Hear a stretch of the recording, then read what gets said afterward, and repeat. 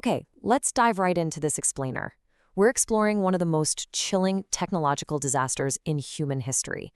We're going to look at that exact moment when human error, mechanical flaws, and honestly, systemic hubris all collided in a way that literally changed the world forever.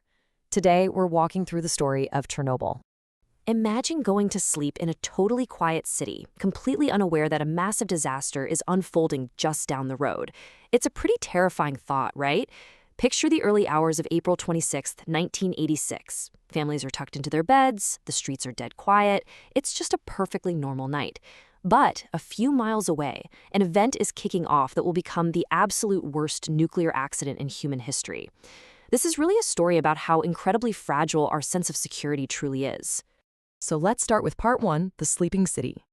To grasp the sheer scale of this tragedy, we kind of need to understand the dramatic irony here. In the Soviet Union, the city of Pripyat was this thriving, really modern town built specifically to house the Chernobyl plant workers and their families. We're talking nearly 50,000 people living secure, comfortable lives, surrounded by schools, parks, and bustling stores.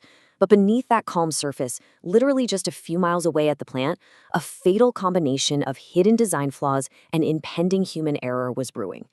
Thousands of people sleeping securely while an absolute catastrophe was quietly setting itself in motion. Moving on to part two, the doomed safety test. Now, what's crazy is this apocalyptic event wasn't triggered by an attack or anything like that. It was caused by an experiment actually intended to increase the plant's safety. On the night of April 25th into the early morning of the 26th, engineers at reactor number 4 were running a test. They wanted to see if the reactor's turbines could keep producing enough electricity to power vital emergency systems during a blackout.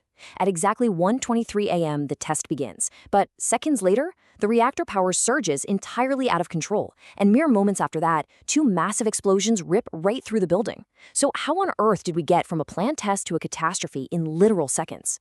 Well, a very precise sequence of operational decisions and mechanical failures pretty much guaranteed this disaster. First, the operators reduced the reactor's power for the test, but some mistakes caused the core to become highly unstable. As they scrambled to recover those power levels, the reactor entered a wildly dangerous state. You can imagine the panic setting in, right?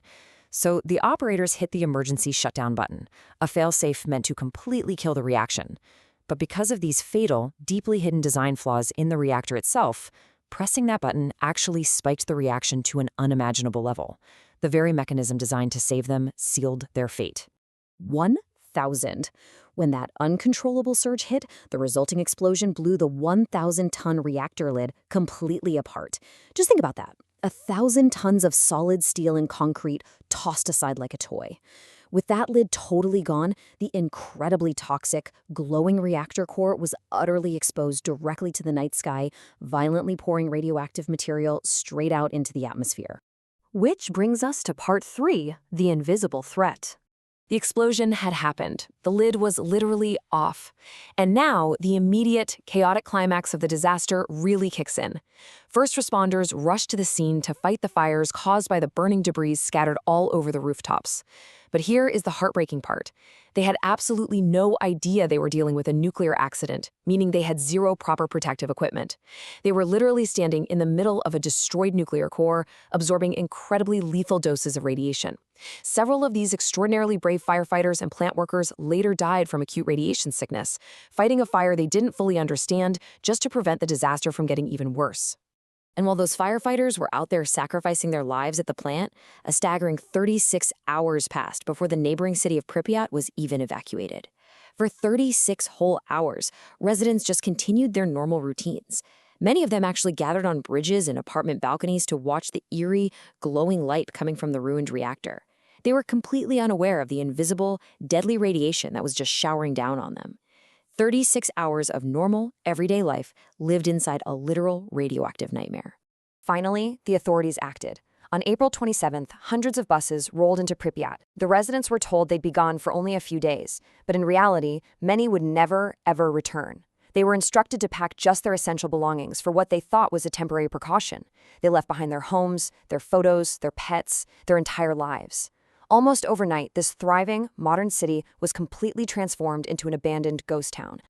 Now we enter part 4, the desperate cleanup. With the city evacuated, the Soviet government quickly realized this radioactive contamination was spreading fast, drifting all across parts of Europe.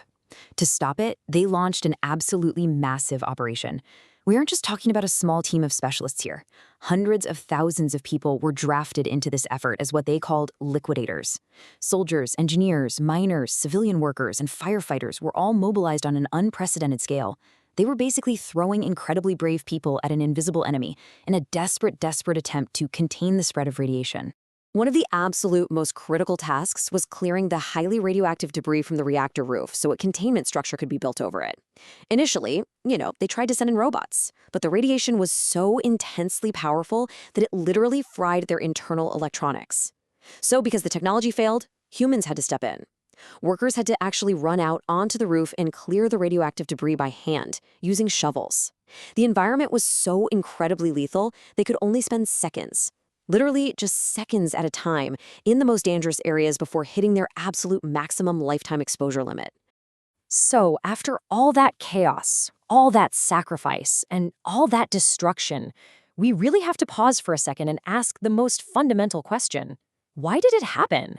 How did a marvel of modern engineering become a global catastrophe? Let's unpack that in Part 5, Lessons from the Fallout. The aftermath of Chernobyl wasn't just about cleaning up the physical mess.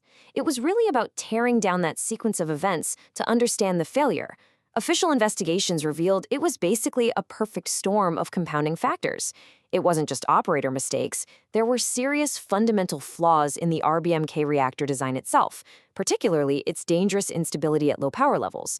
Add to that the fact that crucial safety systems were deliberately disabled just to run the test, meaning the operators unknowingly pushed the reactor into a highly volatile state. And underlining all of this was a dangerously poor safety culture and a total lack of open communication within the Soviet nuclear industry. And the long-term consequences of that perfect storm? They are honestly heartbreaking. The effects of Chernobyl definitely didn't end in 1986.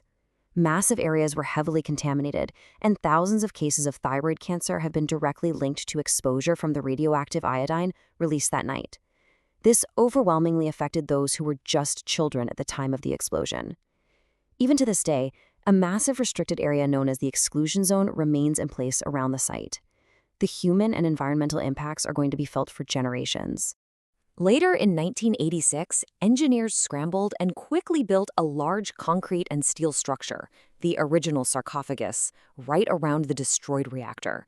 But that was only ever a temporary fix in a highly radioactive environment. Jump to 2016, and a massive state-of-the-art structure called the new safe confinement had to be carefully slid over the original crumbling sarcophagus to keep containing the material and allow for it to eventually be dismantled. Think about that. Nearly 4 decades later, we are literally still dealing with the physical fallout of that single night.